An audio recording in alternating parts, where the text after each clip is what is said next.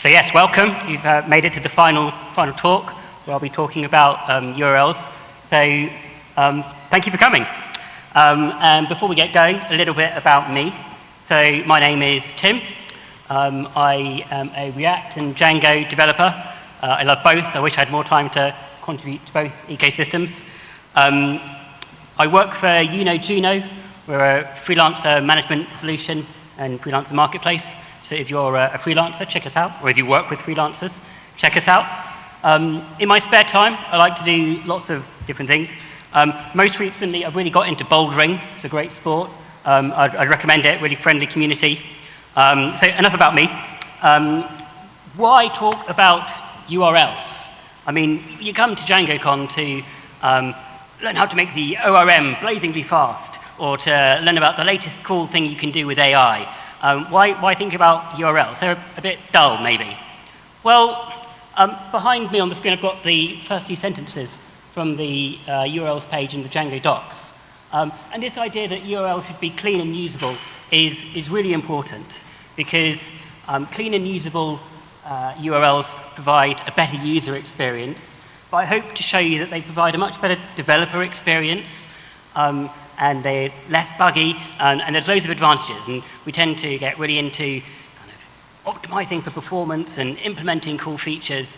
And certainly for me, at least, URLs can be a bit of an afterthought. And I think we should be giving them the due care and attention that they deserve. So why a deep dive? Surely all I really need to know is the tools that Django gives me to use URLs. Why do I need to look under the hood and figure out what's going on underneath? Well, I'm a firm believer in the better you understand something, understand the way something works, the better you're able to use it. You can start unlocking all these cool tricks and things that you didn't realize you could do with Django. I also hope to show that the Django source code isn't that hard. You know, it's not easy, that would be a lie, but it's just Python. And we can all read Python, and as you kind of take care and just read it slowly, it makes sense. And so I'm hoping to show you that it's not something to be scared of. So what's the talk going to look like? Well, we're going to build the URL routing system from the ground up, starting from nothing. It will be a much simplified version. Obviously, can fit all of that in a half-hour talk. It's difficult to get the talk that I've got down to half an hour. So it'll be a kind of an MVP version. But all the key moving parts, all the key classes that you need to know to understand what's going on, we'll expose. And so if you can get that, then you'll be able to maybe dig into the source code yourself and be a little bit more confident doing so. Along the way, we'll also think about what some good URLs look like.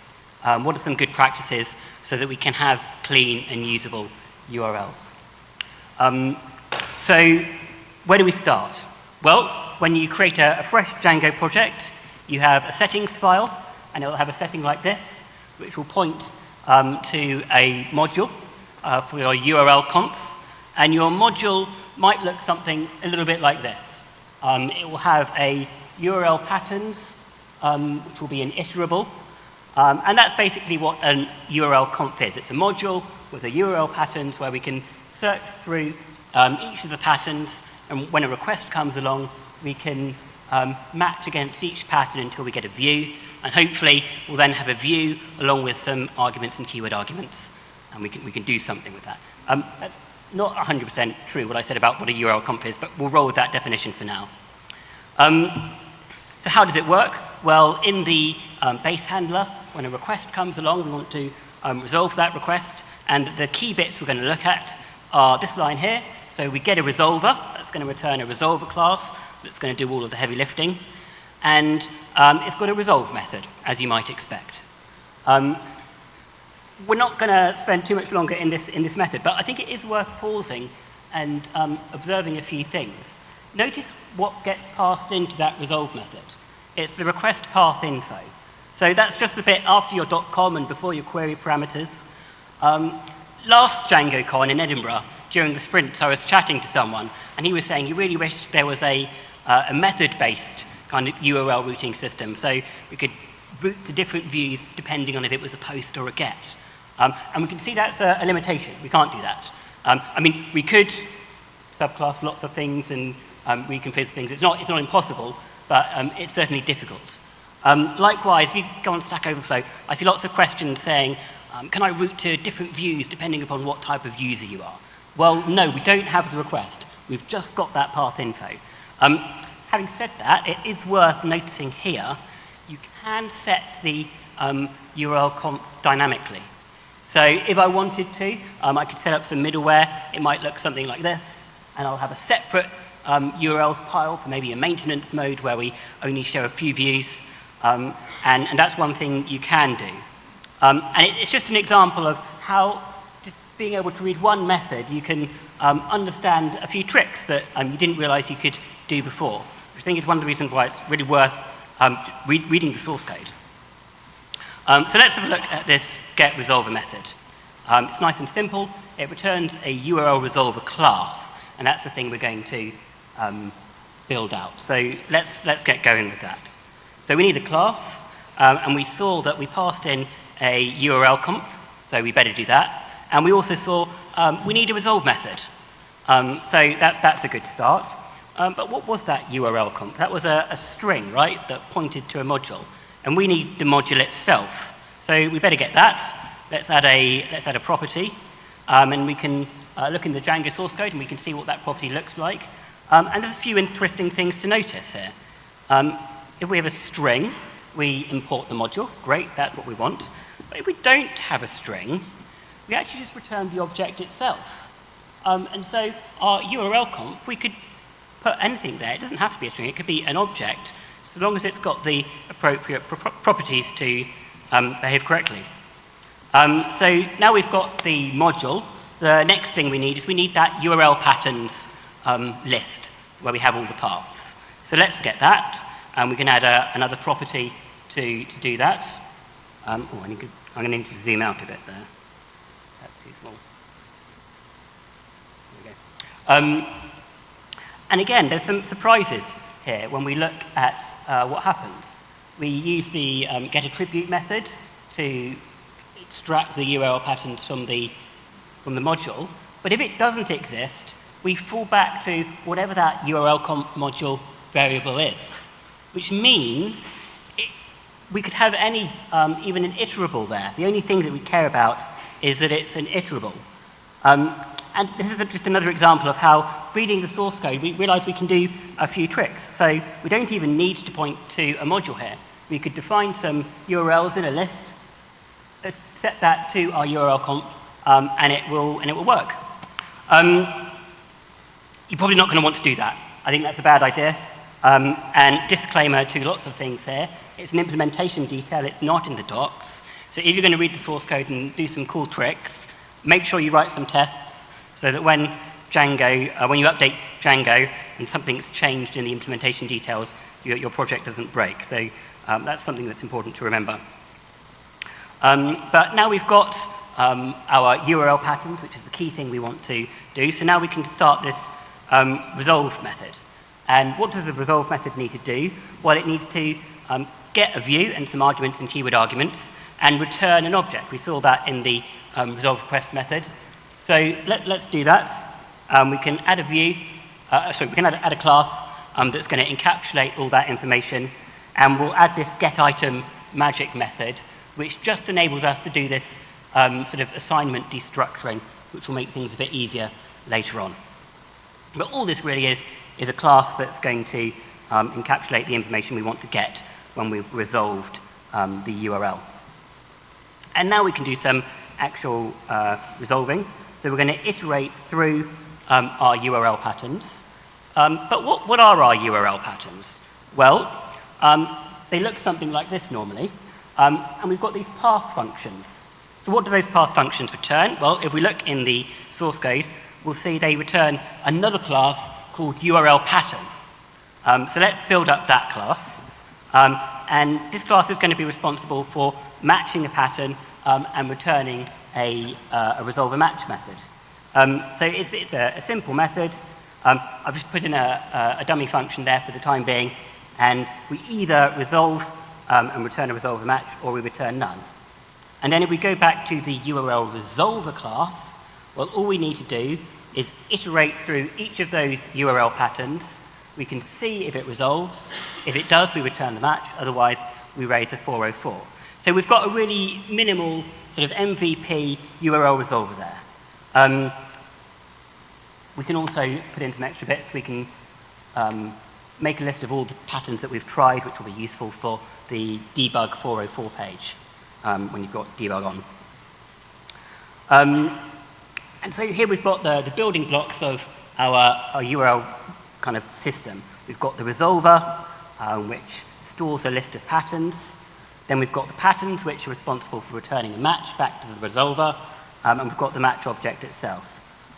One thing that we left undone was this path matches. So let's fix that up. And actually, Django delegates responsibility for the actual matching to another class. So we'll introduce this regex pattern. We'll do regular expression pattern matching just to keep things simple for now. And again, this class is going to have a match method, which we can call to do the matching, and we can pass back any arguments or keyword arguments. So what does this regex pattern class need to do? Well, it just needs to do basic Python, where we use built-in regular expression functionality. We search for the path. If we get a match, we extract out the keyword arguments and we return them. Notice, by the way, that if you have keyword arguments, we don't have any arguments at all. And that's Django kind of helping us to have a healthy pattern. Keyword arguments, I think, are much better than arguments for views and URLs anyway, because it's so easy to introduce bugs when kind of refactoring your view. And a mixture of arguments and keyword arguments is a total mess, so Django just doesn't let us do that. We return the arguments and the keyword arguments, and we'll forget about that first element of the tuple for now. So where does that leave us? Well, it leaves us with a basic URL resolving system that's just a few basic classes. Now, in the code base, they're a lot bigger than this, and there's lots of extra functionality, but the basic roles haven't changed. The basic kind of key things that these classes do is the same, if you were to go and look in the code base now. But it's 2024, and hopefully we don't write paths like that anymore. We use the nice Django syntax, where we just say the type of the parameter we're trying to catch, and we give it a name for it. And how does this work? Well, this uses something called path converters. So a path converter is a really simple class. It's three things. It's got a regular expression, which we're going to use to match our paths against. And then we register that class in a registry. And then when Django comes along and sees this path, it knows how to turn that into a regular expression. It does a couple of other nice things too, which it has this toPython method, which converts it to a Python type when it gets passed to the view.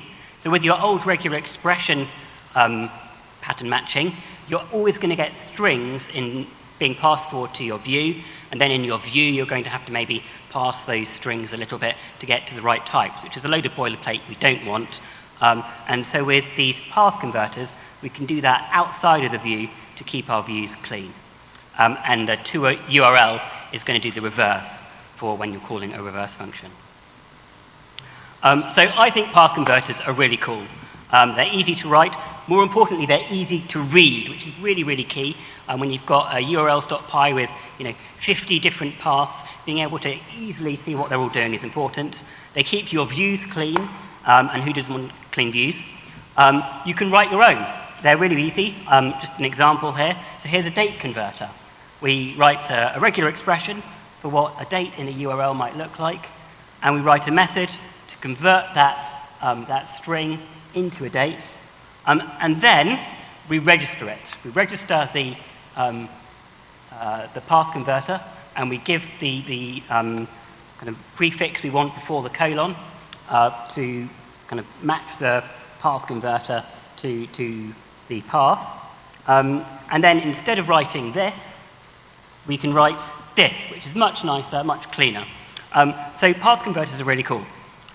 But I think path converters are really cool for another reason, which is they allow human-centric URLs. And this, I think, is key. So 3 or 4 years ago at Juno, we realized we had lots of IDs in our URLs, and we decided we were going to get rid of all of those. Before I talk about that, I want to give credit where credit is due. A lot of this was inspired by work that Stripe has done, and lots of the thoughts in this talk are taken from this article. I'd go read it, it's excellent. I don't have any affiliation with Stripe, but I am a fan. So what's wrong with IDs in URLs? Well, they're meaningless. Let's take a URL here. Maybe it's for a DjangoCon ticketing site. Now, 38921, what does that mean? It's clearly an ID for something. Maybe it's an ID for a user type, but maybe it's not. Maybe it's an ID for a profile entity. I can't tell. There's no context there to tell me what it is. Maybe it's neither. Maybe it's something other that's related.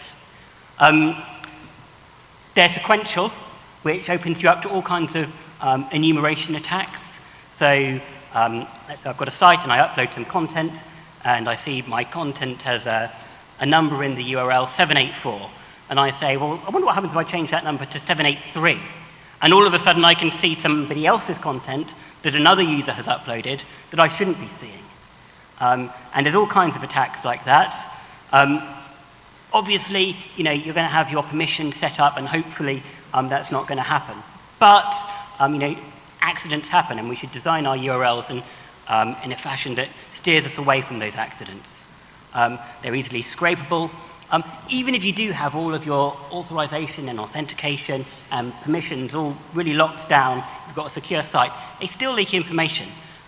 If I create a user account for a site and I see I'm ID 7852, and then next week I create another user with another email address and I see I'm 8582, I know that in a week 1,000 people have signed up. And that's really valuable information for me as a competitor. And it's information that you as the owner of the website wants to keep private. So IDs in URLs are bad. They're also quite buggy when compared to alternatives, as we'll see. So what are the alternatives? Well, we could use UUIDs, some kind of unique universal ID. These come in various shapes and forms, a string of random characters that are hopefully not going to clash. That's better. It solves the enumeration attacks, it solves the leaky information, but they're still not particularly meaningful. Looking at that URL as a human, I still don't really know what that string of numbers and letters actually means. So how do we make UUIDs human readable? Well, the solution's really simple but really effective. We just put a prefix in front of it. And then straight away, each part of that URL has meaning to me as a human. And this is something we've done, and it's had loads of benefits, not just technical. So it's aided communication across the whole company, because people are used to seeing these numbers in the URLs, and when another member of staff maybe comes to me for some support to do with maybe a bug that's happening, they'll say it's this entity, and they'll know straight away the relevant information to pass to me, because they're used to seeing these prefixed UUIDs. They avoid some human errors. So supposing someone says, oh, can you check out this entity for me? And I look at the prefix, and I see it's not the right type. They say, here's a user, and there's a prefix that starts BCK. I know that's not a user UUID, so I can reply straight away and say, oh, I think you've probably given me the wrong number there. They help with debugging. So when I'm looking in Sentry or my logs, and I'm looking at a page that's gone wrong, straight away, just by looking at the URLs, I know what are the key objects that I'm going to investigate here. That's a really useful thing. This one's a big one. They allow polymorphic lookups. So if I'm using a integer or a non-prefixed UUID, I can't do something like this. I can't have DjangoCon tickets where I could put in a user ID or, say, a profile ID. Django has no way of distinguishing between those two numbers. This isn't strictly URLs, but a really, really cool feature that we have on our back office. We have a search bar, and you can put any prefixed UUID into that search bar, and it will direct you to the relevant back office page, which is just such an amazing feature. It gives me joy every time I use it. And I think that's something that every Django site could utilize. Think about putting that in the Django admin. You just plug in your UUID, and it takes you to the detailed page straight away. That would be such a big time saver. It would be a big accessibility boost as well. Far fewer clicks and so on. So how does this work? Well, any class that we want to have a prefixed UUID associated with, we add a prefix attribute, and we add a UUID field. And then all we need to do is loop through all of the models and generate a path converter for each of them. So what does this look like? Well, we start off with a simple path converter. And this code is actually, it's not too bad. We get all of the Django models using get models. We loop through them, and we check for the prefix attribute. If there is a prefix attribute, we generate some appropriate regex. We use the built-in type function to dynamically create a path converter with the correct regex attribute, and then we register that model. And now all of a sudden, where before we had this kind of thing, which we couldn't do, now we can. We just say the user prefix, and it's going to, it just works. This is also going to catch us some bugs. We have a sort of built-in almost type safety to our URLs. Before, if I wanted to reverse a URL, maybe I do something like that, and that works fine, that's great. But maybe I've been up late and I am not thinking straight and I make an error, and I put ticket.id. Well, that's going to work in the sense it's not going to crash, and it's going to generate a URL, but it's going to generate a URL that is either pointing to the wrong place or will result in a 404. And this probably won't get caught until the user clicks on it. With the prefixed UUIDs, if I try and do this, the regular expression isn't going to match, and it's going to raise straight away. So I'm going to catch this error much earlier on and avoid those kinds of bugs. So path converters are cool. So let's see how we can implement them. I've been told I've got 5 minutes, so I'm going to go through this quickly. Basically, we create another class called root pattern, which is going to be like a sister class of regex pattern. The way it works is it generates the regex based on your Django-style roots. I'm going to skip through all of this. We have a function. You can download my slides and kind of look through this. It's not too difficult, but it takes your Django-style roots and converts it to a regular expression. Our URL pattern that we set up before was relying on regex pattern, so let's delete that, and we'll pass in the appropriate pattern matcher we want to use, whether it's a regex pattern or a root pattern. And the way that works is, well, we have both of them, and we have these helper functions, path and repath, that you're familiar with.